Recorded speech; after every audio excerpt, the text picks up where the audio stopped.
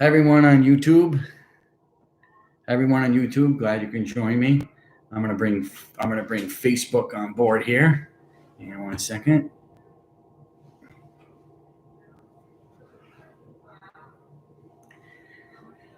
Hello everyone. Glad you could join me for Cappuccino with Father Capoverdi. This is kind of a special edition of a stream because we're going to be talking about pasta and politics. I don't usually, as title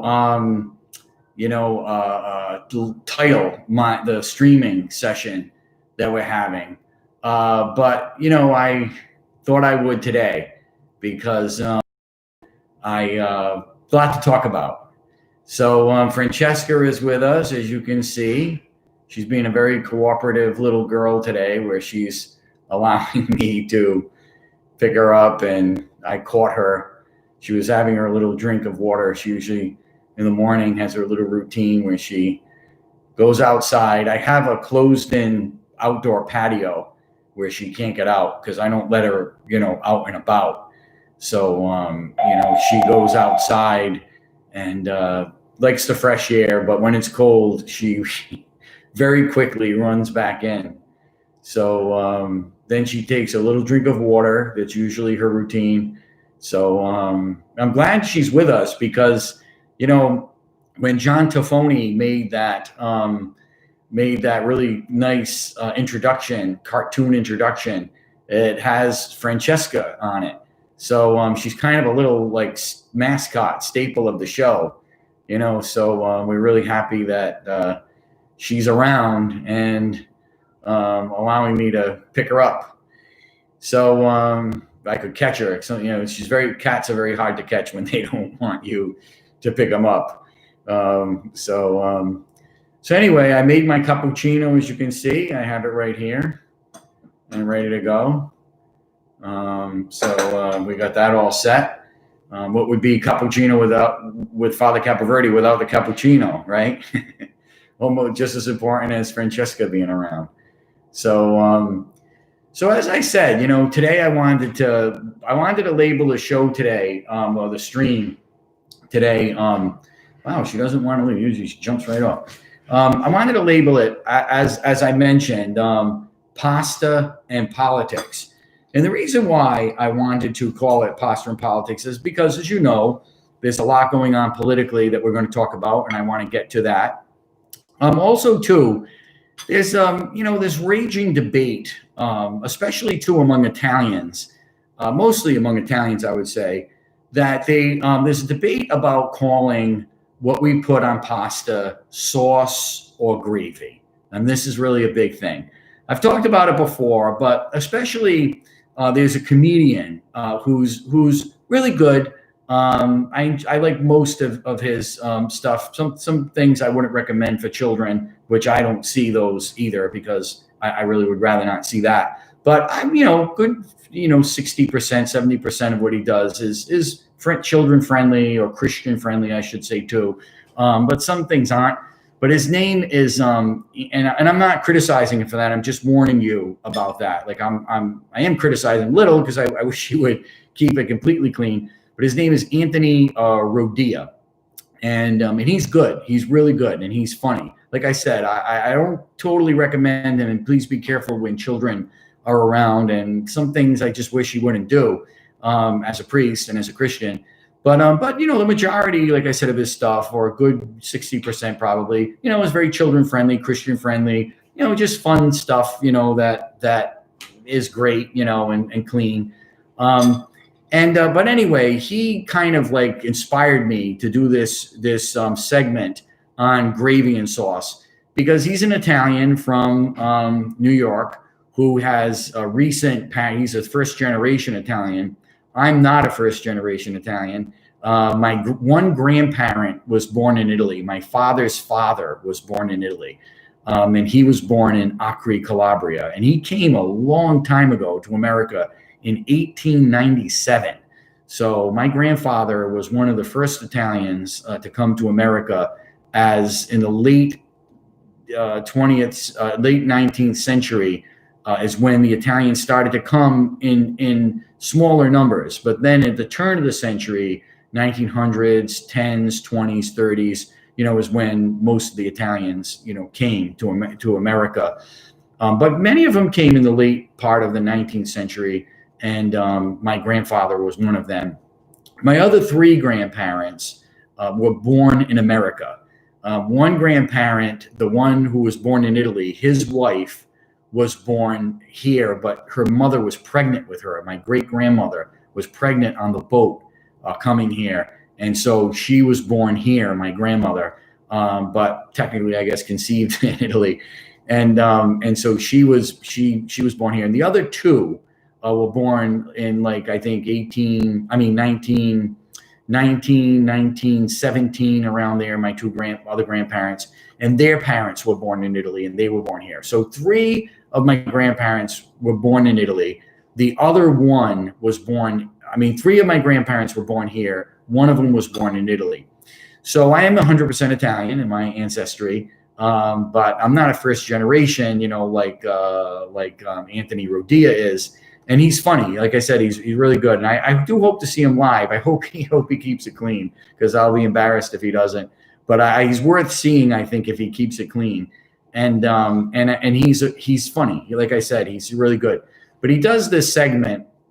It's like he does it to like a little jingle or something, or a little song about, the things that upset him about the way Italian food is pronounced.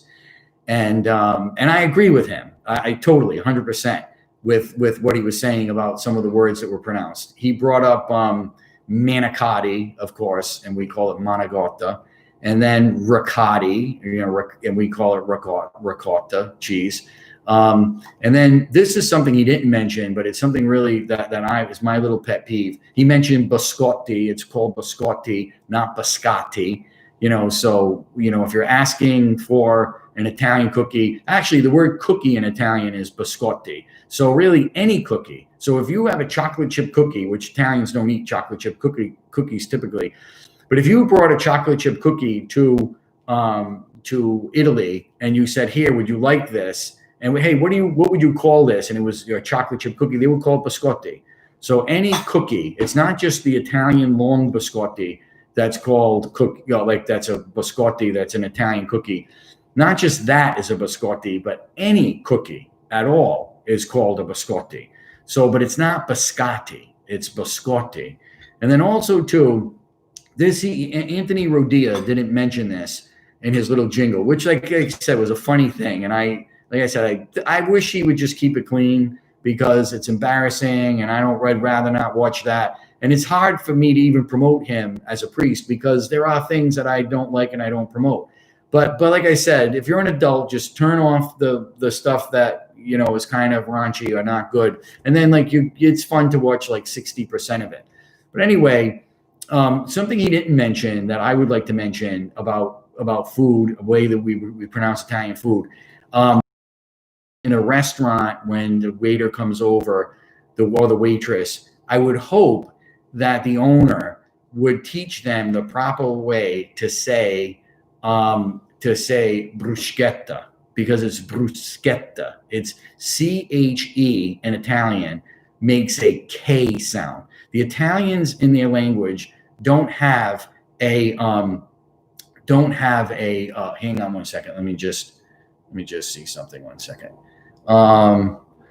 So Italians don't have the K in their language. The letter K. So when you want to make a K sound, you say CHE is K. So che cosa, for example, what in Italian? Che cosa, what? There are other ways of saying what. Come, that's another way of saying what. Like we have different ways of saying, huh? Tell me again, or something like that. They have different expressions for what. But the most common one, or the most traditional one, is che cosa, or just cosa. You can say cosa. So you can say cosa, you can say che, you can say, come, how, I don't quite hear you, I don't quite get it. So anyway, CHE, is how you pronounce it. It doesn't make the sh sound. CHE doesn't make the sh sound. So bruschetta is a hard sound. Bruschetta. It's not bruschetta.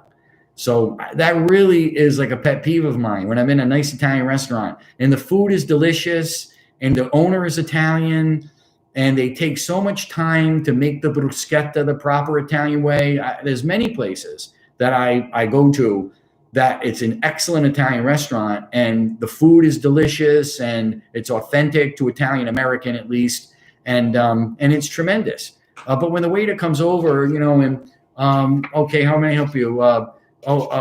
For a special, we have a very nice bruschetta. And I'm like, you just spoiled the whole thing for me. Call it bruschetta. Get the correct pronunciation, right? If you're going to work in a French restaurant, make sure that you know the French, way to speak. Because if you go to if you're a waiter or waitress in a French restaurant or the owner, and you don't teach your staff how to say properly the names of the items on the menu, it's not good. It's a brutta figura. It's a bad image, to see. So that's why it's important. The waiter, should come over. Today the chef made some special biscotti. Would you like them? Well, that's nice. Say it the right way. Not, would you like some biscotti? Well, maybe I would like some biscotti if I'm in an American restaurant, and that's how they pronounce it in America. But in Italian, and when you're in an Italian restaurant and you want to sell the food, just pronounce it biscotti. It's not hard. It's not a hard pronunciation. Neither is bruschetta. Bruschetta. You don't have to roll the R. I mean, you should roll the R. So you could say bruschetta. I mean, that you're really not really pronouncing it correctly because you got to roll the R. Bruschetta. So the R, and that's something that we Americans have a hard time doing is, pronouncing the R. Ragazzo, regali, biscotti doesn't have an R, but the other one I was saying, bruschetta. So bruschetta. So you have to pronounce it bruschetta with the R rolling, bruschetta. And even if you roll the R like I did, bruschetta, you don't want to do that. So bruschetta. So anyway, now something Anthony Rodia, and, like I said, he's a first generation Italian. So he is kind of, I would say, more connected in that sense than me, because I'm kind of a third generation, a second generation Italian, but I'm still 100%.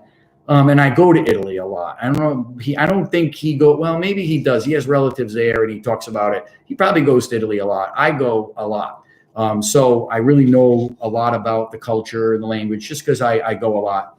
So the whole thing, and where there's an Italian area like Philadelphia, South Philly, Brooklyn, the Bronx, other parts of New York, the suburbs of New York, Rhode Island, which of course is a lot of Italians, Boston and the North End, there are Italians. The big question is who calls it gravy and who calls it sauce, and let me articulate why I think it should be called gravy and why we do call it gravy. Now, Anthony Rodia and other Italians will disagree with me, and they'll, have their argumentation, which is fine. I don't mind that. I'll debate them on it. They have their opinion, and it's fine. I can understand their opinion. Here's why I don't completely agree with it.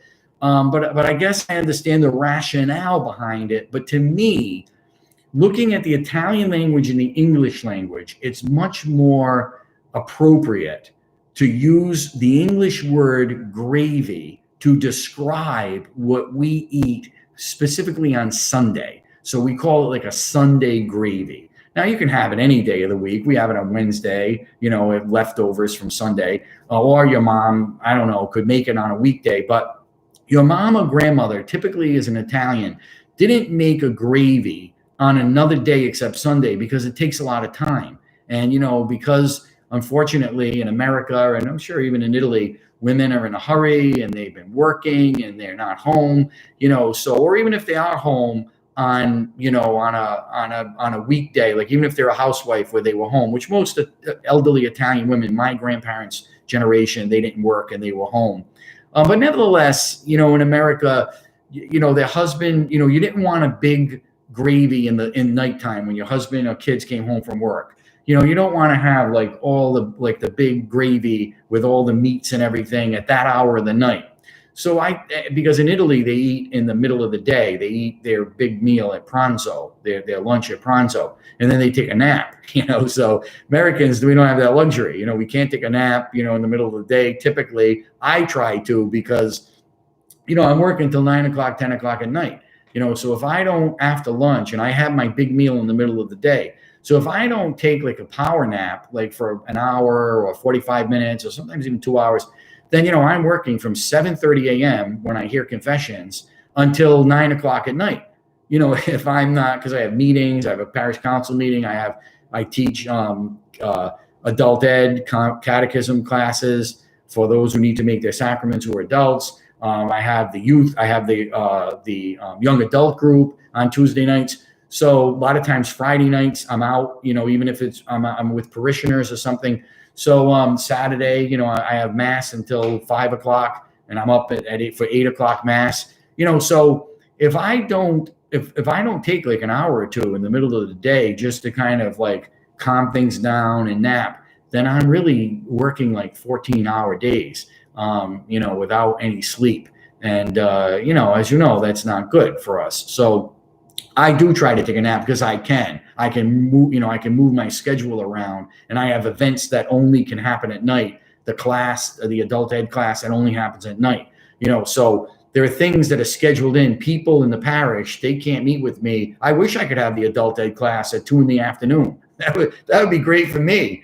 I'd be like, oh, that's great. I'll do it at 2 p.m. and then, I'll end work early at 5 o'clock, like most people. But I can't do that. As a priest, I don't have the luxury to do that because I can't expect them at 2 o'clock to be available. I have to work on align myself to their schedule, so that's why at 2 o'clock, most people are working and they're going to be doing things with me, in the evening, class or rosary or whatever, prayer, whatever we do, so it gives me the opportunity to say, okay, I'm going to take a couple of hours in the middle of the day, just to kind of unwind and relax and sleep even. And then, I'll be refreshed for my evening activities. I'll have an espresso, boom, and then I'm ready for the evening. Anyway, so that's why I think, even though women might be home, they wouldn't have their a big gravy at night. And the thing too is that, it takes time. You just can't like put it together in an hour or a half hour or 45 minutes or 2 hours. The Sunday gravy takes a long time to cook. And so here's why I believe the Italians, when they came here, especially a long time ago, called it gravy. There's a reason why they called it gravy. And the argument that Anthony Rodia makes is that he says that there's no word in the Italian there's no word in the Italian language for gravy. So Americans calling it gravy, that's ridiculous because Italians wouldn't call it gravy there. Well, that's not necessarily correct because there is a word that the Italians would use for what we make. Okay, and that's one thing. Another thing he says is, hey, when you go to the supermarket and you say to someone, you say to one of the workers there, show me the aisle where the gravy is, they're going to bring you to the gravy that's brown gravy or how to make it, the packet or something, how to make it. Well, of course, because we're in America. And of course, if you go to an American market and you ask an American man where an American product is called gravy, of course he's not, because there's no such thing that exists in the aisle that's going to be what your grandmother or mother makes, which is a Sunday gravy. So of course, for America, the word gravy, of course, is brown, but the important thing is how it's made. That's what I'm going to focus on, is how it's made. Now, when the Italians came here, they would have known 3 words for what you put on pasta, All right. So now think about the Italian mentality, and especially its dialect too. So most of our family, when they came, and even Anthony Rodia, when he, talks and the little expressions he uses, they're dialect words or dialect phrases that he's saying, a lot of the time. I don't know if he can speak the standard Italian. It seems like he can. He's a very intelligent man, and he's a funny guy. You have to be very intelligent to be funny, in my opinion. I don't. Guys who are really, really funny and are able to do parodies and put words to music, they're usually very intelligent people. So I'm sure Anthony Rodia is a very, very intelligent guy. And so he may, because his family is closer to to Italy, probably picked up the standard Italian, because most of us, spoke the dialect. We came, they came from Italy, and there was their dialect. And now, as a matter of fact, for many, many years, the Italians were saying that they didn't want to speak the dialect anymore. Like in the 70s, the 60s, the 70s and 80s and 90s, Italy would tell the kids, we don't want you to speak the dialects. Learn the standard Italian, and we don't want you to speak the dialect. Now they want the kids to learn the dialect. Isn't that incredible? Now in Italy, they're saying to the kids, look, I want you to learn the dialect and to, preserve the dialect of your town. So now when you go to Italy, Calabria, for example, where I go to a lot, the Italian kids will all know the standard Italian. They learned it in school. You got to learn that, because it's the language of the universal language of Italy, is to learn the standard Italian. Because a lot of times people can't understand. It's not that there's wrong or right either. The Calabrese language is a tremendous language, and there's really was the dialect. There was nothing wrong with it necessarily. It was a great dialect. The same thing with the Napolitan dialect, or the dialect from Puglia, or the dialect from Abruzzo. They were just standard Italian language in that area. It's just the Firenze dialect became the standard one. So everyone just determined which one are we going to use. And of course, Dante Alighieri had a big part in that too, because Dante Alighieri was he's like the Shakespeare of the Italian world. And he wrote in Florentine Italian and wrote in their dialect. And so because he was like the Shakespeare of Italy, all the Italians just kind of gravitated toward that being the standard language. But there was nothing wrong with the southern dialects, and they're beautiful. The northern dialects, the north has their dialects too. If you speak standard Italian, Florentine Italian, and you try to speak to somebody in Genoa, or who speaks the dialect there, or in Milan, if they speak the true dialect, they're not going to be understood completely by someone who doesn't know that dialect. I have a friend from Italy who's a priest. He's a Scalabrini priest, and his mother is from. And even my friend Monsignor Monticalvo tells me, those Italians who have ancestry from the north and from the south. If they're from Sicily or Calabria or Puglia, and they have a grandparent from there, and they have a grandparent from the north, like from Veneto or from that area. A lot of times those two grandparents who met through, being in America and having all different Italians from all over, they don't know the language they can't speak the language to each other. They can't understand each other. So a lot of times the kids will have to be the ones to translate, because they know the northern dialect and they know the southern dialect from their mom and their dad. And so a lot of times they'll translate these dialects. And so the grandmother will speak and the grandson will listen. And then he'll say to the other grandmother, who's from the same country, what she just said, because he knows both dialects. So again, when the immigrants came, unlike other countries, when the Italian immigrants came, it was very difficult for them because they didn't speak a standard Italian. Like some people say to me, oh, well, you're Italian. Did you speak Italian in the home? Not really. My grandmother, who my father's mother, spoke with an accent, and she could speak Italian. When she would talk on the phone with her Italian friend, or when she'd meet with her Italian friend, and they would, they would communicate. She was from Campania, so she had more of a Napolitan dialect. But there were still words she didn't know in English. Then she would just use the English word. And so you'd hear her talking to her friend, and then boom, an English word. Boom, an English word. Because she didn't know, the Italian word for it. So they just, coffee cup, or I don't know, whatever, and they would just continue, kitchen cabinet, and then boom, boom, boom, boom, continue, and then, the sink, something like that. So, I mean, I'm sure she knew those words because those were pretty common words in Italian. But any word she didn't know, boom, she would just interject English. And the woman who lived in America too, of course, would understand. So it was like a dialect, and it was words that were mixed in that were English, and it was impossible for us to really learn those whose grandparents or great grandparents came from Italy. And they're in Rhode Island. It's very common to be a third generation or fourth generation Italian and be 100%. Because a lot of times our grandparents who were born here still married Italians. It was their culture, their neighborhood. It was what they were used to. Sometimes they married a non-Italian in that generation, in my grandparents' generation.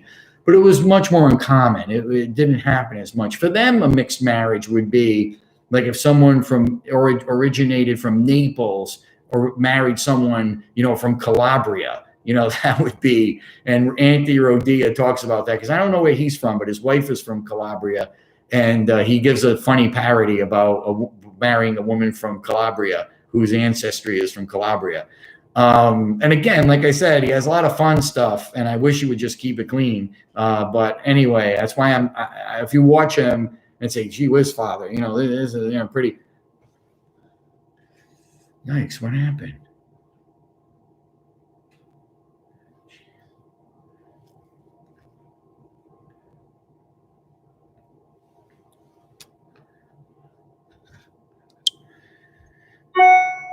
Sorry, it just hung up on me here. Sorry about that. So anyway, these cultures are very different, and they have very different ways of communicating and talking.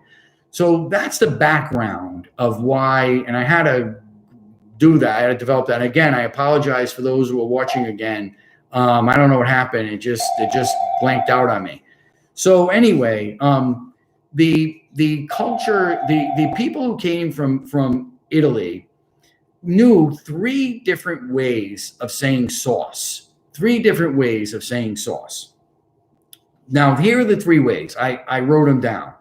The three different ways of saying sauce for them are what we put on gravy. The gravy we use that we put on pasta is either salsa. Now, I hope this isn't backwards. I hope you're not looking at this backwards. I can't tell because it's backwards for me. But it's salsa, S-A-L-S-A. Now, another word they use for sauce in Italy is sugo. Now, sugo and sauce and salsa are pretty much the same word. You can use them interchangeably, sugo or salsa. You can pretty much use them interchangeably. And what that really means is a sugo or a salsa, for Italians, is describing what we would consider like a marinara.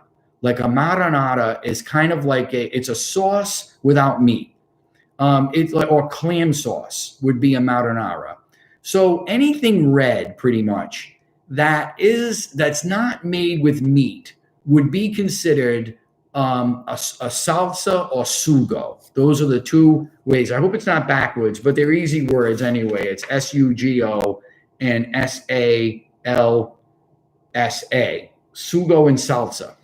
So that's what the Italians would translate when they came here as what would be described as a sauce. Like I said, a marinara sauce without meat. Now, something that they use is, and I didn't write it down here, but let me write it down.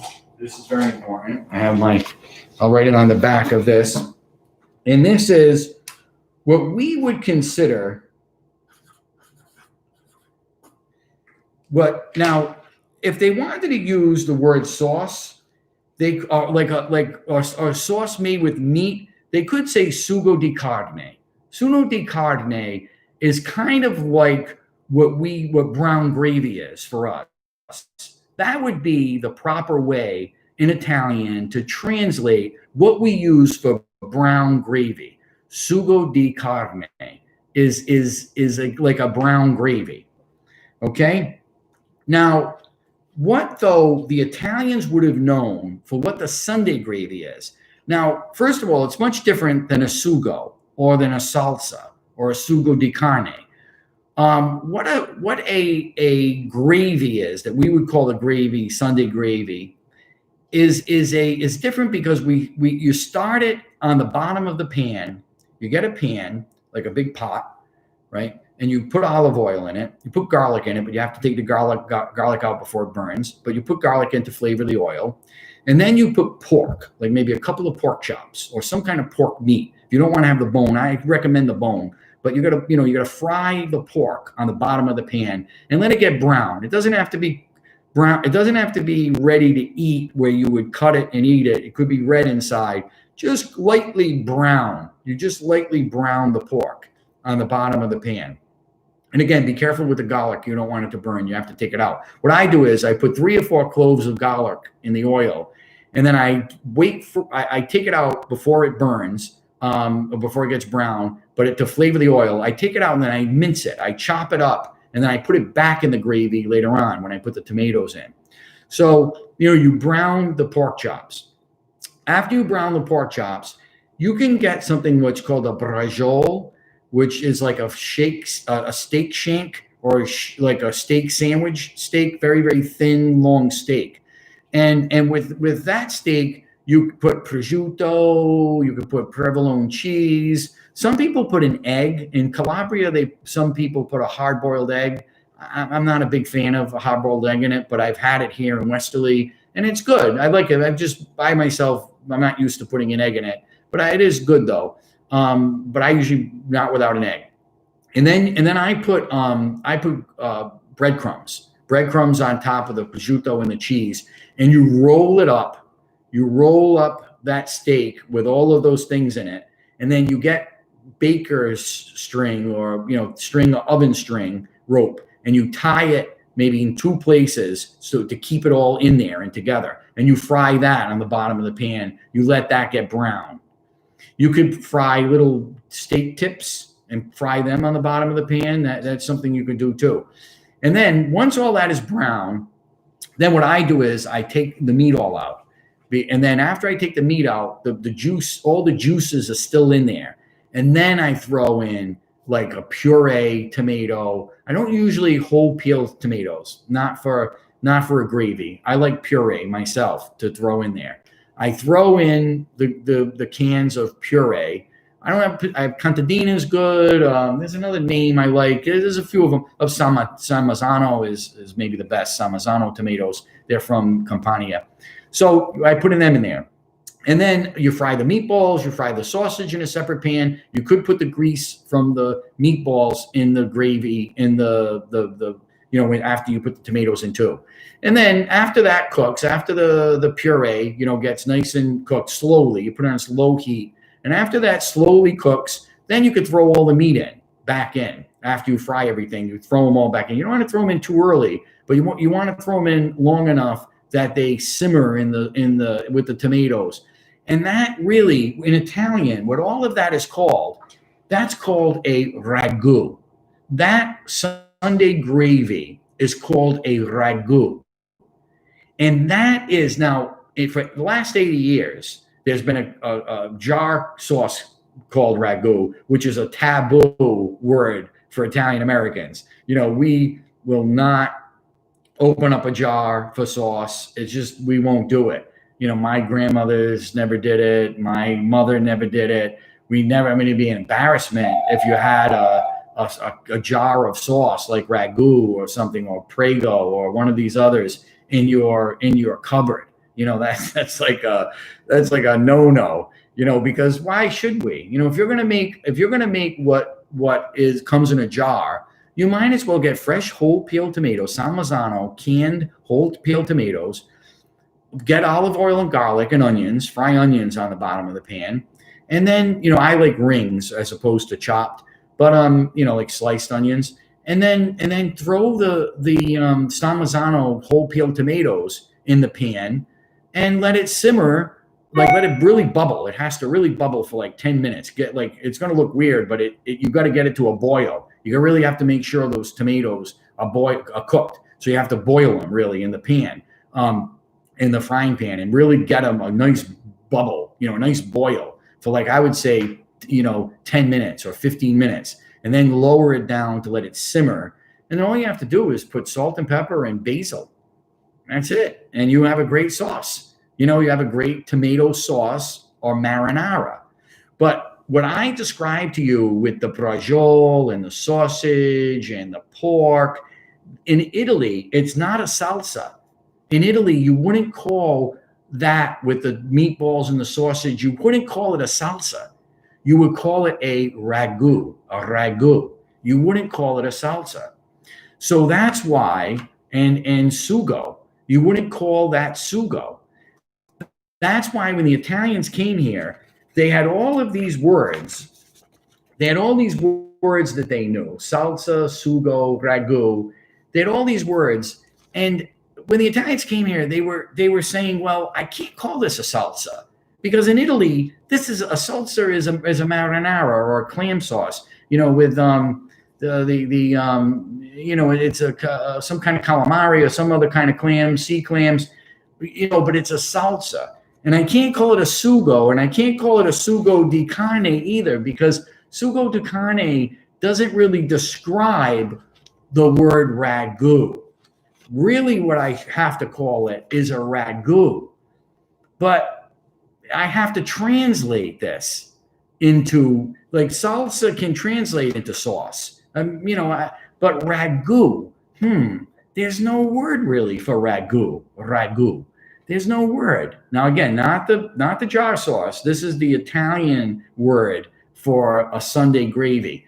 What can we call it? We'll call it a gravy. Why? Because it's made with meat drippings. Because a ragu is different than a salsa, because you make it with meat and it simmers for hours and hours and hours. And that's why the Italian Americans call it ragu and not salsa or sauce, because it's different. So if anyone says, yeah, the word gravy doesn't appear in Italy, well, of course it doesn't, because they don't have brown gravy like we have. But the best way to translate a Sunday, what you make on Sunday and you put on pasta, the best way to describe that is gravy. So then you would say to me, well, in your family then, if you called a Sunday gravy a gravy, what did you call the brown, stuff that we called it brown gravy? So if it was Thanksgiving, which we never had turkey unless it was Thanksgiving, or my mother really never made a brown gravy unless it was a very, very special occasion, because we really didn't have like a rib roast. Once in a while we had a rib roast, but it had to be a special occasion. So if there was a really special occasion where you had a rib roast, or you had a turkey, if it was on Thanksgiving or something, we would make a brown gravy, and that's what we would call it. So pass the brown gravy. That's what we would say. We call it a brown gravy, because there's a red gravy and there's a brown gravy. Both are made with meat. The brown gravy has a name in Italy for it, sugo di carne. But the gravy, the Sunday ragu, there's no translation for this, because Americans wouldn't know what a ragu is. They don't make it. They make a brown gravy, but they don't know what a ragu is. They never made it. They wouldn't spend hours and they didn't really spend hours and hours putting the pork, frying the pork and frying the sausage and meatball, rolling the meatballs. Americans never did that. It's not, they never had that in their culture. But the Italians do that, and they call it a ragu. And so that's how it translates to gravy. So as I began by saying, I'm not besmirching anybody who calls it a sauce who's Italian. I can understand why they do. I think it's fine if you want to call it a sauce. For Italian Americans who always called it gravy, it's just too difficult for us to call it a sauce because it reminds us of what Americans eat in a jar, and it doesn't describe the work and the time and the effort that your mother and grandmother went in to making a gravy. So, to call it a sauce is, well, that takes, a half hour. Even to make a marinara, it doesn't take long, what I described. Just fry the onions, garlic, oil, throw the whole peeled tomatoes in, let them boil for 10 or 15 minutes, simmer it down, put salt and pepper and basil in there, and boom, in a half hour, you have a sauce.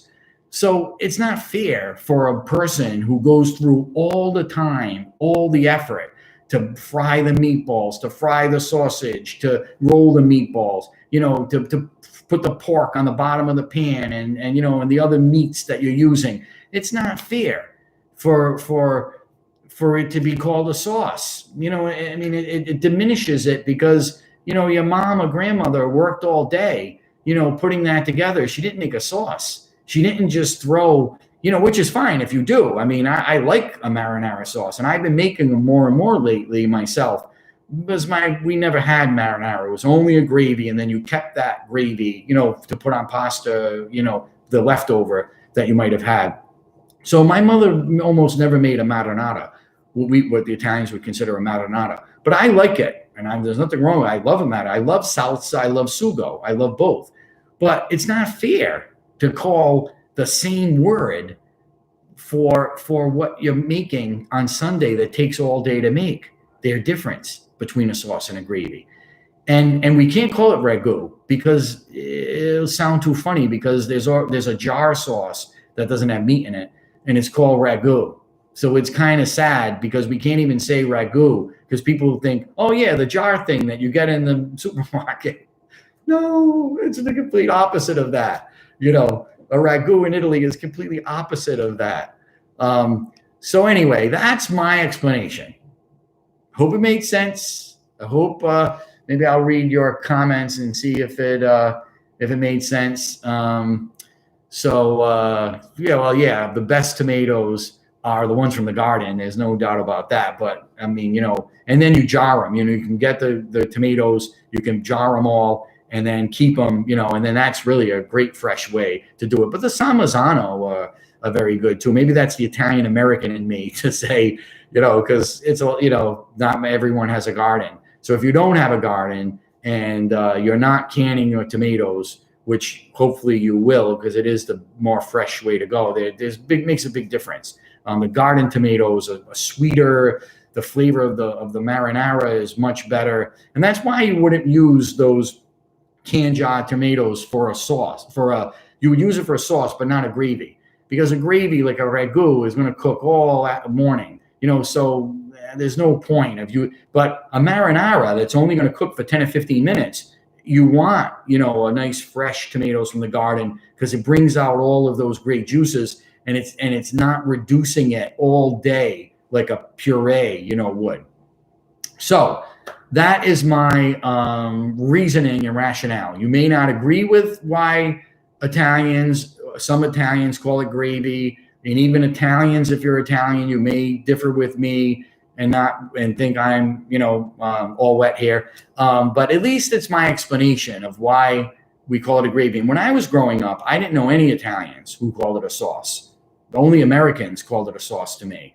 So if you were Italian, and when I was growing up, Johnston, Cranston, North Providence, Providence, if you grew up in that area, you called it a gravy in the 70s, and anybody who called it sauce was a non-Italian. So for you, growing up, only Americans called it a sauce, and it was an American thing, and you called it a gravy because you were describing something different than what Americans would consider a sauce. It was a ragu. But of course, you wouldn't use that word because it was totally different. A lot of Italians didn't even know that word anyway. They just called it a gravy. And so when I got older and I started to meet other Italians from other areas and they called it sauce, I was shocked I was thinking, wow, they're Italian and they call it sauce. Only Americans call it sauce. I didn't think Italians called it sauce. So I was shocked when I found out that Italians, like Americans, actually call it a sauce. That there are some Italians who, like Americans, all the Americans I knew, called it a sauce. I was just very shocked about that. And they're adamant about it. Like I said, they will debate you and they'll, no, it's a sauce, it's a sauce, taking the side of the Americans on this. I'm like, wait a minute, there's a difference. So anyway, that's my little articulation of gravy sauce. I hope everyone understood it. And here are the words again. Sugo is sauce. Sugo di carne is sauce. And salsa is sauce in Italian. But what we make on Sunday, what we call a gravy, is a different word, and it's called ragu. That's what it's called. Okay? So now I said this is about pasta and politics. So let's talk a little politics. Unfortunately, it's a little more of a gravy, if I can use the pun, topic that we have to talk about. But it's important, and I really want to talk about it with you because it's a real topic right now that everyone's thinking about and talking about, especially considering the state of our democracy. I'm really upset that there are some who are just completely considering this election to be over, when it's contested for very, very good reasons. There are a lot of good reasons why this should be brought to court. Never in American history was it ever allowed that mail ballots could be sent out by the millions to people just to be filled in their home and sent back in. This not requested like an absentee ballot, and never would in the history of America was an election count stopped when someone was winning, and then all of a sudden all these millions of ballots appear that in these different states they're all for one person. They're not voting in down ballots, and they're completely exact in the way the hole is filled in. And they're all for the other one candidate, 99.9% of them. So obviously you have to pause and say, wait a minute, we have to get for the sake of our democracy, we have to get to the bottom of this. And I think it's unfortunate that it's so the media is taking sides because they're supposed to be referees. But the media, the mainstream media, have become crooked zebras. And it's really unfortunate because of that. Because, all right, let's compare football to politics, okay? You have the presidential race, and you have the president of the United States who's elected 4 years. Now, you have, in football, you have 4 quarters, all right? So you have 4 years. Let's say that the president, that we could break up the presidency of a term in quarters, 4 quarters.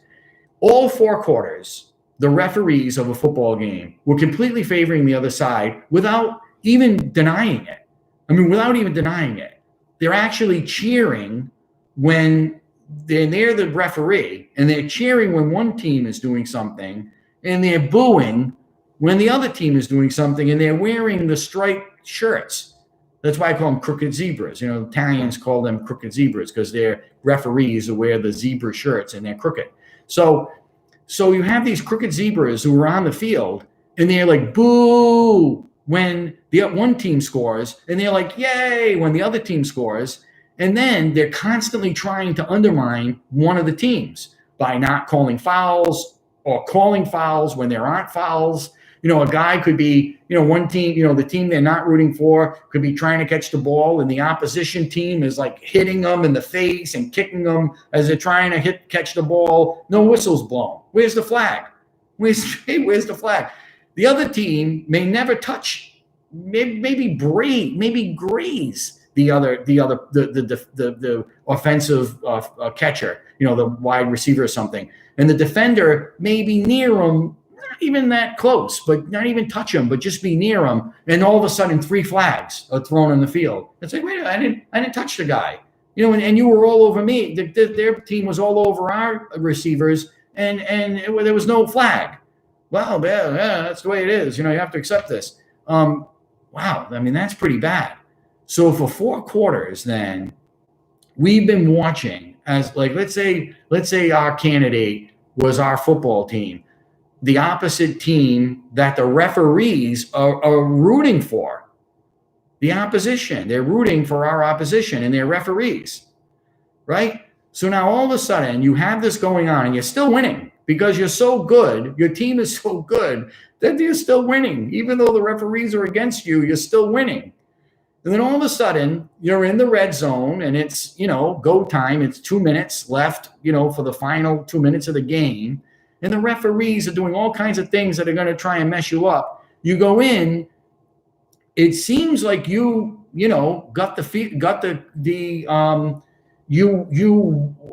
scored the touchdown, and the referee though doesn't call it, and you say, yeah, but we won. Then all of a sudden they declare the other team the winner, and you're like, wait a minute, it's not the case. Let's look at the video here. Because all through the game, we've been looking at the video, and we looked at the video. The referees called it one way during the 4 quarters of the game. They called it one way. We had to look at the video. Our team constantly has to stop because the referees, the crooked zebras, the mainstream media are constantly against us. Okay, let's stop. Let's watch the video. All right, the referees, go in the thing. They watch the video. They come out. Okay, yeah, we were wrong. All right, so the crooked zebras were constantly doing this through the whole game, the mainstream media, throwing all kinds of flags, not throwing flags when they should have been thrown because they're openly rooting for the opposite team that you're rooting for. You constantly have to stop the game so you can look at the video and you can see, okay, all right. They won't admit they were wrong, but they can't deny it, so they just continue with the game. But they try. They try to throw the flags every chance they get. You watch the video, and they just keep going. They don't admit they're wrong. They just allow the game to continue to be played where you are at that down. So now all of a sudden, it's contested at the end. It's obvious that, the team that the crooked zebras are against obviously won. But all of a sudden, all these things come up that are completely against the rules. All right, so let's pause then. No, they've already won. Nope, they've already won. There's no need to look at. But you looked at film constantly. You're throwing flags all over the place to figure out who was right and who was wrong. Now all of a sudden, where the election takes place, you're not going to care about looking at obvious indiscretions that are taking place, where ballots are being stuffed and all this stuff is happening, and it's obviously enough evidence of people who were there, who saw things. There's enough evidence to look at the video, and now all of a sudden the crooked zebras don't want to look at the video. They imagine if that happened in football, where you were on a team, the crooked zebras are rooting for the other team. There's a question about whether or not it was a touchdown, although it looks pretty obvious that there was a touchdown for your team. But they're saying, no, we don't want to look at the video. We don't look at the video. Well, you got to look at the video because you're disputing now whether or not we got the touchdown. It's obviously we did. Let's look at the video because they did things that cheated toward the end. They were holding one of our receivers who couldn't get into the end zone because they're holding him. It's obvious they were holding him. You couldn't see that they were holding one of our receivers actually by the jersey. I know you're not going to call it because you're not interested in anything that happens against our team, but let's look at the video. Nope, we don't want to look at the video. Sorry, it's over. Now, the thing is, what will you do if you're rooting for that team where there are crooked zebras on the field and it comes to the 2 minutes left of the game? You know that you scored a touchdown, but there were all kinds of indiscretions that took place to get to that end zone. And flags should have been thrown all over the place, and they weren't. And they don't even want to look at the video. They're just declaring the opposite team that you rooted for the winner. How would you feel about football? How would you feel about ever rooting for a team again? There would be no point to it. So those who are on the opposite side, who you must admit that the mainstream media are rooting for one side and not the other. They in the last 4 years, anything good the president did never got mentioned. anything that seemed like there could be something there, they try to exploit every chance they got. They came up empty every time, but they tried every chance they got. You have to admit, please, and just admit that to me, that the mainstream media are operatives for the Democrat Party. Just admit that, please, because they are, and everybody knows it. And so if we are going to, if we're going to have a democracy with that kind of an assumption that the mainstream media are going to be operatives for one party over the other when they're supposed to be the referees, that's really a big problem for our democracy, no matter what team you're on. When you watch a football game, I'm a Giants fan. I want the Giants to win the Super Bowl every year. I'll have to admit that. I hope they win every year. I don't want to win by cheating. I don't want to win. If we're cheating, and we're getting away with it, and we're winning the Super Bowl, and we're holding up the trophy and saying, hey, this is great. I don't know. Even though I'm a Giants fan and I'd like to see him win every time, I just don't think it's right. It's meaningless. And so you think, well, why even, especially if you're the opposition, you're thinking, why watch football and why even be involved in football? Because you have referees that are rooting for the other side, and your team's never going to win because of that. So why bother? And we don't want that to happen to our country. We don't. If the Democrats are going to investigate every little crevice underneath the fingernails of the president, and now all of a sudden there's legitimate concern for, why not investigate this too? You ignore it, and yet you didn't ignore all of the other any little person who came along who didn't make themselves known. They were anonymous, and they claimed certain things. The media followed every single one of those leads, whether they were legitimate leads or they made no sense. It didn't matter. They just followed everything they possibly could that was against the president. So now there's legitimate concern on our side. They don't want to follow it. They're not interested. They're not interested in Biden's laptop, the son's laptop, Hunter's laptop. They're not interested. They're interested in all these things that never panned out to be true. And the things whose team they're rooting for have all kinds of indiscretions. They don't want to hear about it. They don't want to discuss it. They don't want to mention it on TV. And that's why we have to pray, because it's not fair, and it's going to really harm our democracy. It really will. And it'll harm our country, of course, because who cares? Why even bother voting? If hundreds of thousands and millions of ballots can be after the election that don't comply with law and comply with the Constitution, and when it comes to voting, and they get away with it, why even bother? Why even bother voting? Why even bother? You just keep to yourself, and it's hard. It'll be hard to, because if they win all the time for the next 50 years or so, I'm afraid of what's going to happen to Christianity, to the Catholic Church, to the priesthood. They could slap all kinds of things on us because they don't like religion. It's obvious they don't like religion. So it's going to be really hard. And the only source of hope we have is the Constitution to protect minorities. We're the minority. Christians, Catholics are the minority. If you believe in the Catholic Church's teaching and you're a Catholic and you practice your faith, you're in the minority, even of Catholics in the country. So aren't minorities supposed to be protected? I'm a minority. I know I'm Caucasian. I know I'm a European. My family's been here for a couple of generations, but I'm still a minority because I'm a Catholic and I'm a priest and I believe in the Catholic Church's teachings. I'm a minority. I need to be protected. And if the Constitution doesn't protect me, and if the referees don't protect me, and if one party doesn't think I should be protected, what's going to happen? We're going to be martyred, and that's something that we should accept and really glory in. Blessed are those who are persecuted for the sake of righteousness, for theirs will be the kingdom of heaven. So I guess it could be the best thing that could ever happen to the Catholic Church is if we're persecuted, because every time there are persecutions, the church flourishes and the priesthood flourishes and souls are brought right up to heaven when we're martyred. So I'm not saying it's going to be a bad thing for the Catholic Church. It could be the best thing that could ever happen to the Catholic Church to be persecuted, because that's when the church really shines.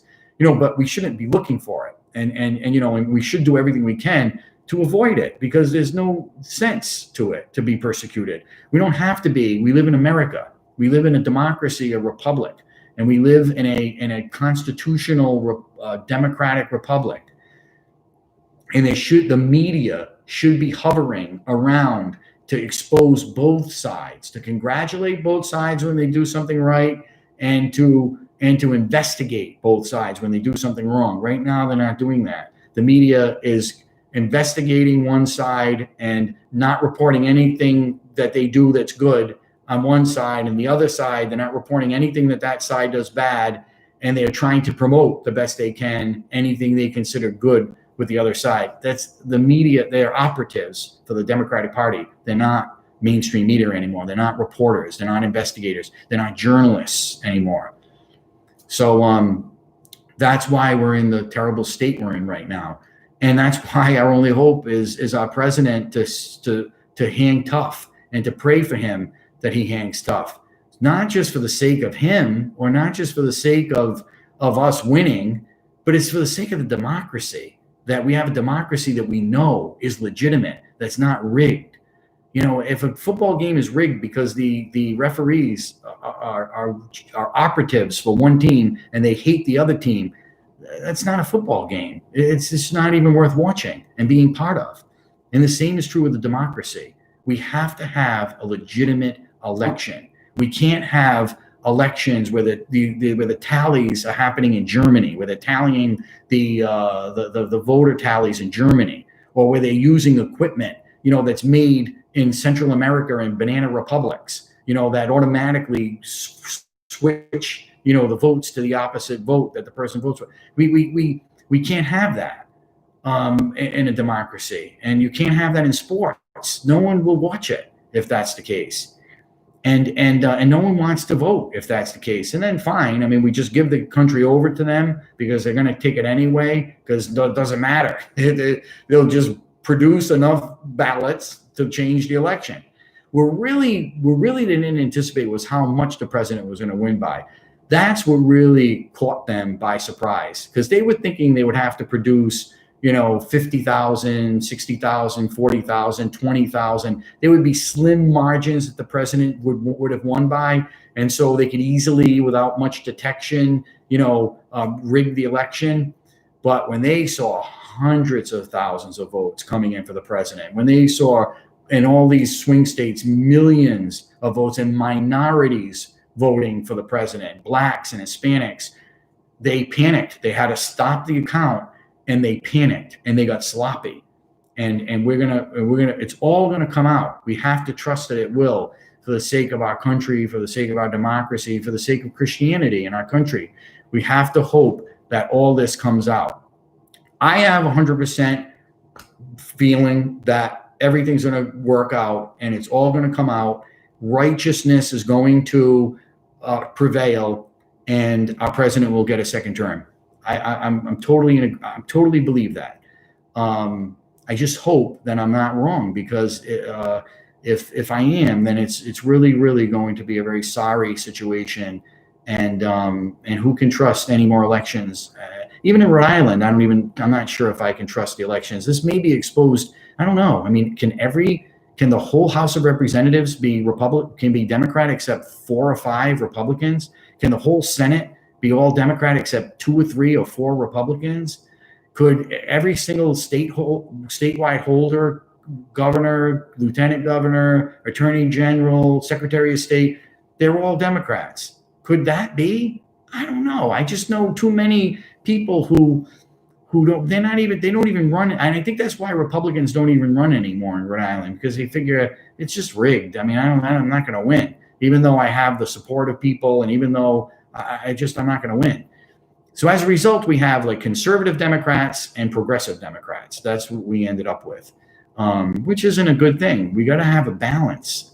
I wish our media, even in Rhode Island, I wish our media would expose some of this and challenge these guys. The Rhode Island media, They talk about fires in Fall River, a murder that takes place in New Bedford, not even Rhode Island, or a fire that happens in Rhode Island, or a murder that happens in South Providence, and they'll interview the people in South Providence about, the murder that took place there, and fire, that happened on Smith Street or something in Smith Hill. It's about really all it is. They don't really, I wish that they would really investigate, the politicians, and hold their feet to the fire, and have all kinds of segments on their newscast, local newscasts about politics. Go down to the State House, put the microphone in front of these people, put the Speaker of the House, the Majority Leader, the President of the Senate, ask them hard questions, ask the representatives hard questions, go up to a rep, from wherever, Cranston or Johnston, go up to that rep and say, Rep, you sponsored this bill. This bill would mean A, B, and C. Why do you think this bill is important? Maybe they're thinking, the local news is thinking, we don't want to get into the nuts and bolts of politics because our audience just isn't concerned about it. They rather would talk about murders and car accidents and fires. I don't know. I guess that's why they don't talk about politics. We have talk shows, that talk about politics. I don't know why the mainstream media in the market and the local markets don't do that. I don't know. So I can't answer those questions. So anyway, let's just have faith and let's have hope, that we can really have a country that's going to represent, the vote is going to represent how the people actually cast their votes. And if we can have that kind of a democratic republic, then if we lose, we lose. I don't mind losing. I am a Giants fan. We this year we're hanging in there only because we have a terrible division. I'm a Yankee fan. We win a lot, but we lose a lot too. And what am I going to do? I just hope I don't mind losing. I just don't want to lose with it being rigged. And every indication to me is, especially with the media, rooting for the opposite side for 4 years and not concerned at all about any indiscretions that seem to have taken place. They're not interested in even reporting to find out if there is actually any truth to it. They're not interested. And even Fox News, unfortunately, isn't interested. They just moved on, and they're now talking about the rigged president-elect, which he isn't. So it's sad that even they're doing it. They're criticizing him, but I don't want to hear Fox News criticize, Joe Biden and, he appointed this guy and I disagree with that. I don't want to hear that. That's not what we're talking about right now. What we're talking about right now is the millions and millions of votes that happened, that were put into the system that are very, very questionable. You don't stop an election in the middle of election night when the candidate is winning, and then all of a sudden all these ballots appear and everything flip-flops, 3 or 4 days later. Come on, at least investigate it. At least let's not pick a winner right now because we don't know who that winner is. So anyway, that's where we are right now. But the important thing, though, for Catholics to remember is that we have the Eucharist. We have the Blessed Sacrament. We have confession that we can go to. We have our faith. We have our belief in God. We have our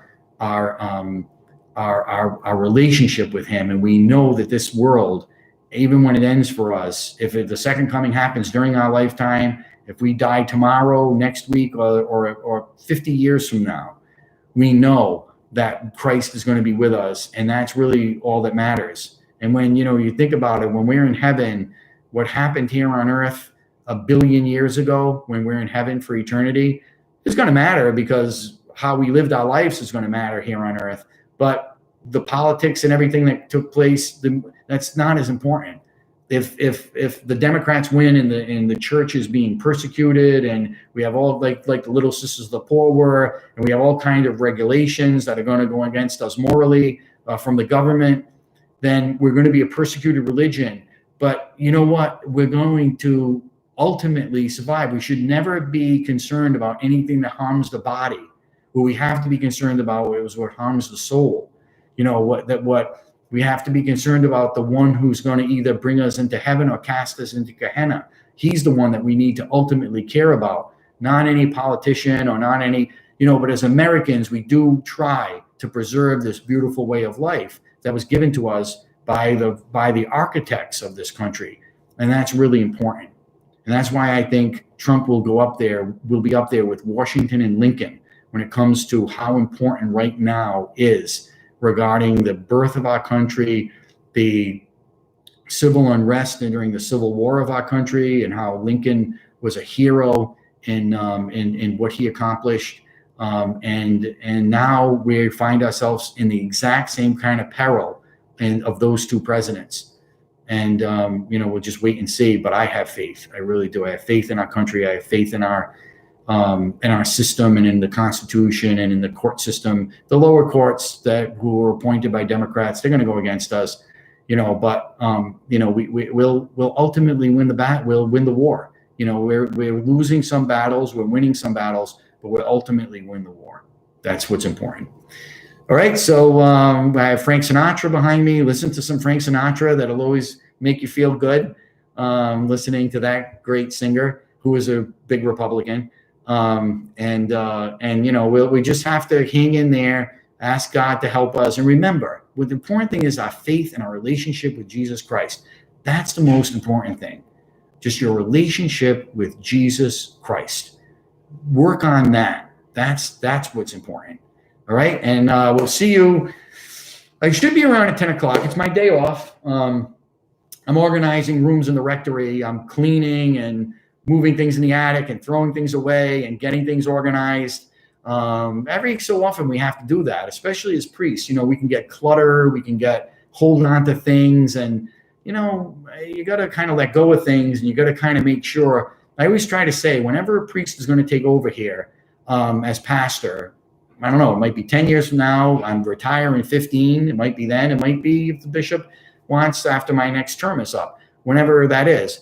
But I always say that a rectory needs to be like a bug out. Like, okay, I leave, I pack my stuff, and the next guy should come in and be able to take right over without any kind of problems or clutter or things that are around that shouldn't be. I want to leave this place much, much better than I found it. And I know my predecessor left it much better than he found it. So that's really what our goal is as priests. And I'm fortunate that my predecessor left it much better than I found it. Than he found it, because he left it for me much better than he found it. And I hope to leave this place, this beautiful church, to the next priest better than I found it. And so that's why I'm going to spend my day off today organizing, cleaning, putting things in the attic, throwing things away, kind of getting things straightened a little. And I'm excited about it. I love to clean and I love to organize. So anyway, have a great day today, and make a gravy. I gave you the recipe. And to my friend Anthony Rodia, you're a great man. Good job. I'm going to try and see him in December. He's this month, next couple of days. I might be able to get tickets to go down and see him. And he's doing something virtual too. I might try to see too. So have a great day, and may God bless you. Let me give you a blessing. I know I usually should start with prayer, and I don't. And I'm sorry about that. I just don't remember to. But we can end with prayer. In the name of the Father, the Son, and the Holy Spirit. Amen. The angel of the Lord declared unto Mary, and she conceived by the Holy Ghost. Hail Mary, full of grace, the Lord is with thee. Blessed art thou among women, and blessed is the fruit of thy womb, Jesus. Holy Mary, Mother of God, pray for us sinners, now and at the hour of our death. Amen. Glory be to the Father, and to the Son, and to the Holy Spirit, as it was in the beginning, is now, and ever shall be, world without end. Amen. And may the blessings of Almighty God descend upon you and bless you, the Father, Son, and Holy Spirit. Amen.